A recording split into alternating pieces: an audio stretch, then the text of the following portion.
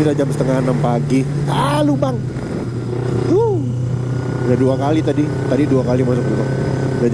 Sekarang udah jam setengah 6 pagi. Matahari udah mulai mau naik. Makanya gue baru mulai mau ngerekam. Gue berangkat jam setengah 2 dini hari dari rumah. Begitu masuk ke area hutan kan gelap banget tuh. Sementara gue masuk ke area hutan tuh setengah 3, jam 3 kalau nggak salah. Agak serem, maksudnya ya biasanya sih daerah-daerah Sumatera Tengah gini sih aman. Cuman seremnya karena emang bener-bener nggak ada kendaraan yang masuk. Terus kampung-kampung juga jaraknya jauh-jauh, lampunya pada mati semua pun kalau ada gitu. Jadi gue ada kesempatan berhenti ya gue berhenti. Mana jalannya mana gelap banget lagi hutannya. Ya hutannya namanya ya pasti gelap lah. Jadi jalur yang bakal gue tempuh ini sekarang namanya kilometer 17 kalau orang di sini nyebutnya. Gue nggak tahu kenapa. Kilometer 17 kan dari mana ngitungnya gue nggak tahu. Oh dari perbatasan kali nih. Nah jalurnya beloknya ajib gitu. Cuman kalau kondisi hujan gini tuh basah gitu, basahnya berpasir.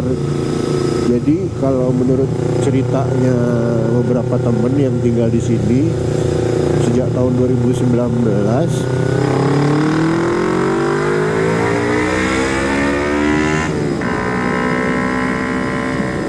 tahun 2019 PT mulai makin banyak. PT itu maksudnya pabrik gitu. Di sini orang nyebutnya pabrik gitu. Ya pabrik batu, pabrik apa. Nah, mereka kan bawa mobil-mobil besar. Dan dulu sih banyak mobil-mobil kayak gini. Cuman katanya frekuensinya semakin banyak belakangan ini.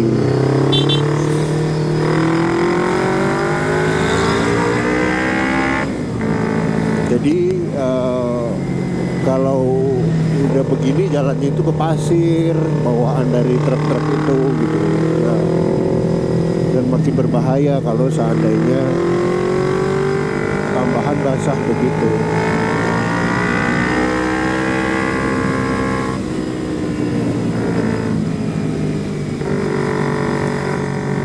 Tapi gue seneng akhirnya Mugeni bisa jalan lebih dari 100 kilo.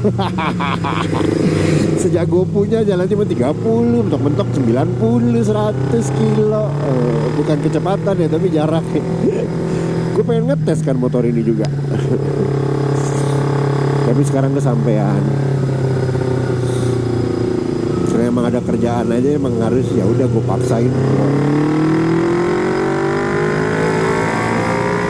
Lihat dong jalan ini. Oh licin.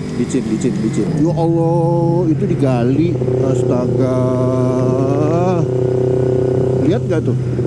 Muka-muka kelihatan nih. Si asem. Hutan jadi gundul gitu.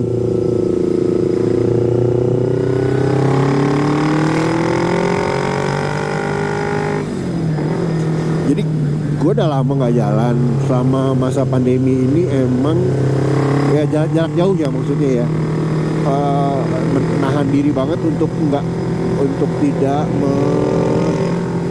melakukan perjalanan dulu, karena emang kalau touring kan biasanya kita ke pinggiran, ke daerah gitu atau apa gitu. Nah, yang gue lakukan adalah gue selama 3 bulan terakhir gue mencari-cari lokasi camping aja dekat-dekat Pekanbaru. Jadi gue camping sendiri gitu. Jaraknya 20-30 sampai ya 100 kilo lah gitu. Camping sehari balik. Dan emang gak gue dokumentasiin karena kalau gue dokumentasiin pasti gue gatel pengen ngangkat, publish. Biasa pamer dikit. Soalnya gini, gue gak pengen menstimulan teman-teman yang lain yang udah berhasil juga di rumah aja menjaga kesehatan diri dan keluarganya, terus ngelihat video gue nantinya malah wah gue pengen juga gitu. Pengennya pasti pengen, tapi makin pengen nanti dipaksain. Soalnya gini, gak semua orang mengerti bahwa protokol COVID itu harus dilakukan gitu. Jadi sampelnya kayak gue terakhir nih camping di daerah Kampar 3 minggu 4 minggu lalu kalau salah, lupa gue, pastinya lupa.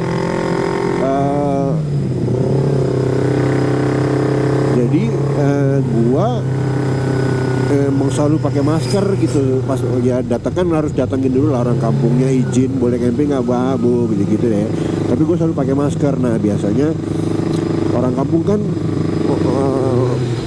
pengetahuan mereka tentang COVID kurang gitu, keterbatasannya kurang, informasi yang mereka dapat tuh kurang sedikit.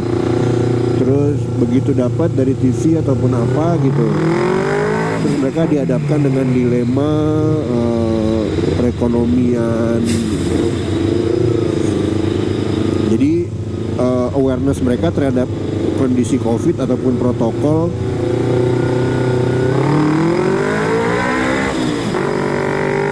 nggak begitu tinggi. Jadi gua yang rasanya lebih well informed, ya gua melakukan protokol itu gitu. Jadi gue kesana, gue jaga jarak, gue pakai masker, bla bla bla. Mereka tahu, tapi kan ada kemungkinan juga mereka merasa tersinggung. Ini orang dari mana?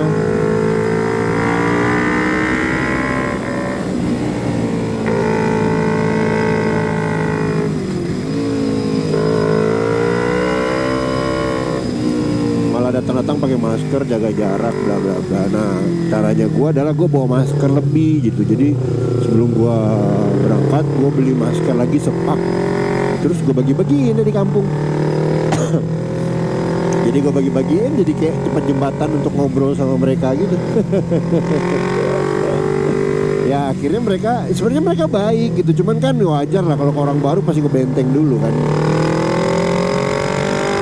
Jadi akhirnya ya mereka lebih terbuka nerima gua, dan bahkan waktu gua camping yang 4 minggu lalu itu malamnya ada yang datang gitu ke tenda bawain makanan. Baik banget, terus nemenin gitu sampai gua ngantuk, baru akhirnya mereka balik gitu, ngobrol panjang lebar. Nah di situ gua bisa cerita tentang bagaimana pentingnya protokol COVID.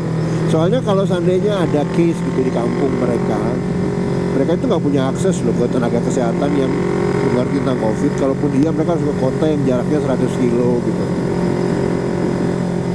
Ya puskesmas di kampungnya mana mempunyai resource-nya gitu. Kalau hanya karantina aja oke lah, tapi kalau ventilator gimana coba? Mau jual menjalik kan gitu.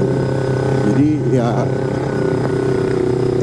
balik ke main topik, yaitu kenapa gua nggak mendokumentasikan, nggak bikin video jalan berapa bulan ini gitu. Yang kedua adalah, jadi awal gua mulai camping dekat-dekat ini, maksudnya camping harian sehari-hari ini, karena waktu itu jadi gua sempat batal. Jadi gua waktu itu mau ke Sumatera Barat juga, ada temen bikin acara camping, terus ikut dong gitu. Ya udah gue oke lah gitu. Jadi gue udah masukin peralatan camping ke tas, ke side bag gitu kan. Semua tenda, kompor, apa udah gue masukin ke sana. Terus niatnya tuh jalan jam 12 malam gue nggak salah. Terus tiba-tiba dapat email gitu dari klien, ada gambar yang mesti direvisi. Gue yang ya sudah, akhirnya batal. Tapi itu tenda masih nempel di motor sampai sekarang, tadi pun masih nempel.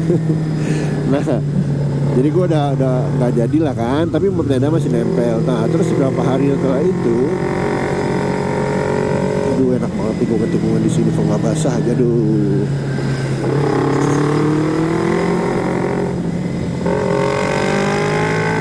Jadi berapa hari setelah itu gua waktu itu jalan ke ngecek tanah gua lah gitu. Gua lagi bangun fondasi. Terus gua ke sana, terus tiba-tiba itu udah mau maghrib. Sementara jarak dari rumah gua ke lokasi tanah itu sekitar ya 15 kilo kali ya. Gak jauh-jauh banget lah. Cuman ada danau di situ. Nah, Terus gue tiba-tiba mikir, gue males pulang gitu maksudnya. Toh ada kan ada tenda gitu maksud gue. Ini sebenarnya tikungannya enak kan, ada motor. Kan ada tenda, ya udah gue cari tempat lah gitu. Akhirnya gue cari spot. Itu nggak bawa kamera, nggak bawa apa gitu. Gue bawa handphone doang. Dari spot gue nenda. Beli Indomie di Indomaret, terus gue nenda. Indomie malam bikin kopi. Terus subuh-subuh gue balik, nggak tidur waktu itu. Ya itu awalnya. Terus akhirnya keenakan, kok seru ya. Ya udah, akhirnya gue jadiin ke agenda iseng gitu. Cuman emang gue nggak ngajak-ngajak yang lain, karena kan gue nggak tahu juga bagaimana yang lain, teman-teman gue yang lain menyikapi kondisi COVID ini, keluarganya bagaimana. Gue nggak mau lah mengambil resiko itu. Tapi seru juga ternyata. Seru juga.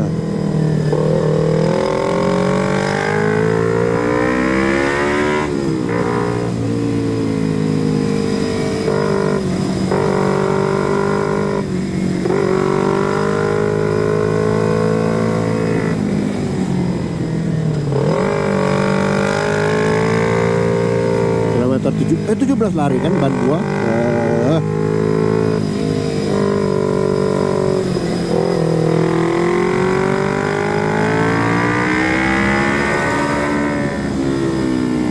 Jalur enak, sedikit barisan.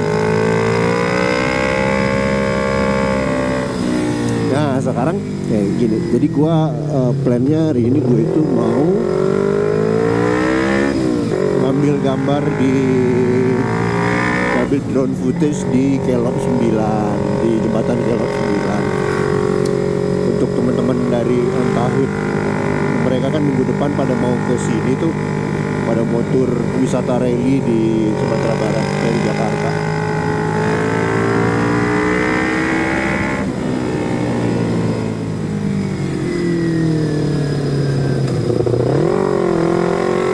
Cuman sayangnya mereka nggak ngelewatin jalur ini.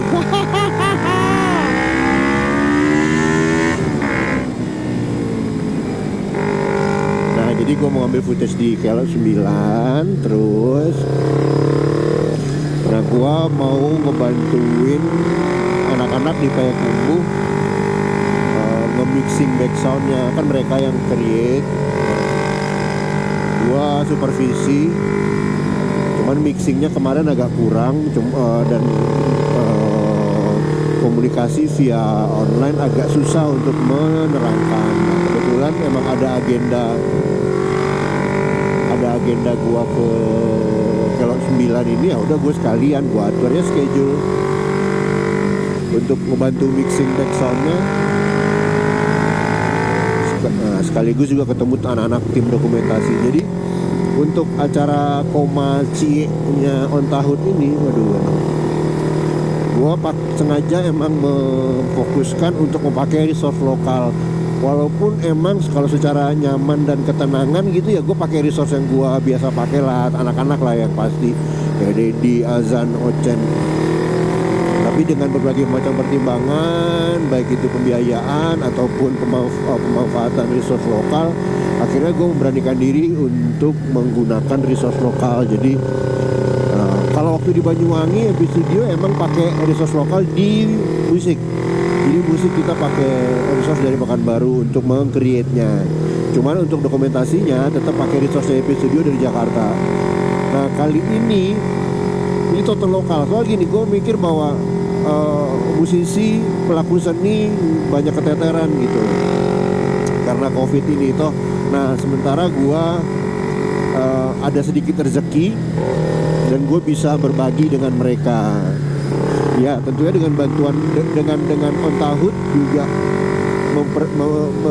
membantu proses ini gitu. Jadi akhirnya gua memutuskan untuk backsound dari dokumentasi ini nantinya gua pakai teman-teman dari Sumatera Barat.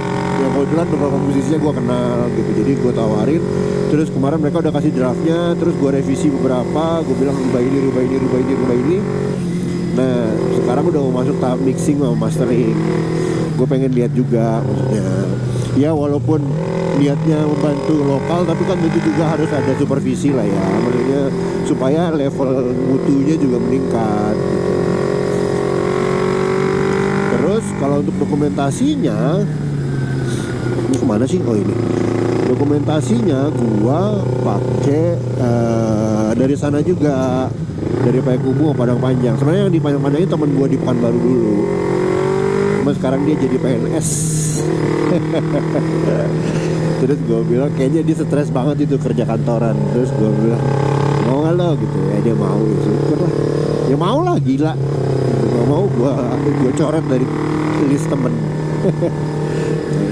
Benernya gue tadi tuh jam berapa ya? Gue berhenti tadi di daerah pom bensin ngisi bensin. Gue agak ngantuk, jam 4-an gitu kali. Gue agak ngantuk. Terus cuman kalau gue terusin jalan, bukan karena gue takut ininya, masih gelap gitu. Terus nanti gue nyampe kalau 9-nya masih gelap, gue cengodong bengong gitu, gak ngapa-ngapain. Di bawah tuh awan guys, awan guys. Nah gue gak ngapa-ngapain dong gitu. Jadi gue standby aja dulu di sana, di kafenya, ada lah tempat duduk-duduknya gitu. Biasa ada monyet sini banyak. Nah, gue standby dulu di situ, terus ngopi. Terus begitu udah kira-kira matahari udah mau naik, baru gue jalan lagi supaya nanti nyampe di sana gue gak cengok-cengok amat. Gue ngomong dulu lewat tikungan-tikungan enak.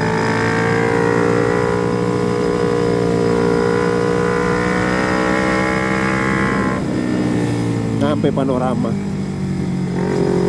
Gue kalau lewat sini selalu ingat bokap almarhum. Soalnya bokap almarhum naik motor juga dari kampungnya, dari Sumatera Barat ke Pekanbaru. Naik motor Kaptul. Nah ini daerah sini. Jadi gue ada cerita waktu itu berapa bulan, tahun lalu kalau nggak salah. Kalau 2 tahun lalu nggak ngerti berapa. Jadi gue arah balik ke sini dari Sumatera Barat, dari kampung. Gue mau pulang ke Pekanbaru, cuman gue sendiri. Dan gue pengen gue jalan jam 2 gitu. Karena kalau gue jalan jam 2, gue nyampe di daerah panas di Pekanbaru masih jam 6 gitu. Terus gue gak kena macetnya, gue gak kena panasnya gitu. Ya udah, jadi gue pakai ke sini. Pas sampai daerah sini nih persis, tiba-tiba ada yang nyebrang serut gitu. Jam 3 pagi, sementara gak ada mobil sama sekali. Nyebrang putih gak berkaki, sial. Masuk ke hutan plung gitu. Wah, itu merinding pol-polan.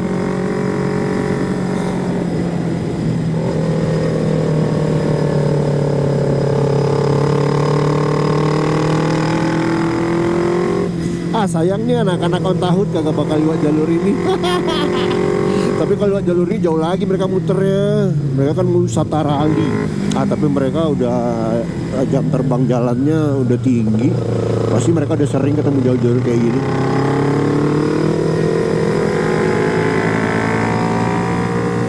Tapi ini mulai dingin bet deh.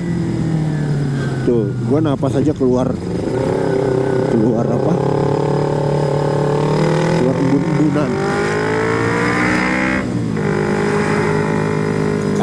Kadang kalau beruntung lewat sini kabut gitu, nggak bisa melihat apa-apa.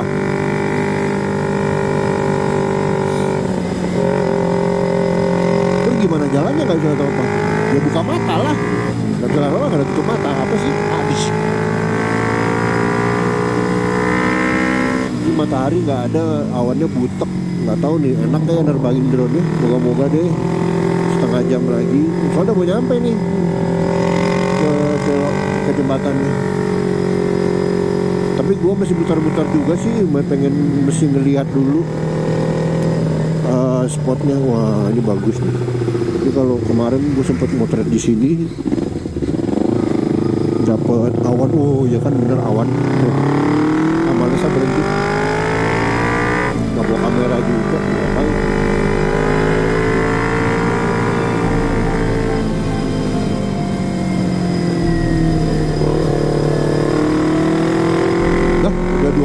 menit lama amat udah.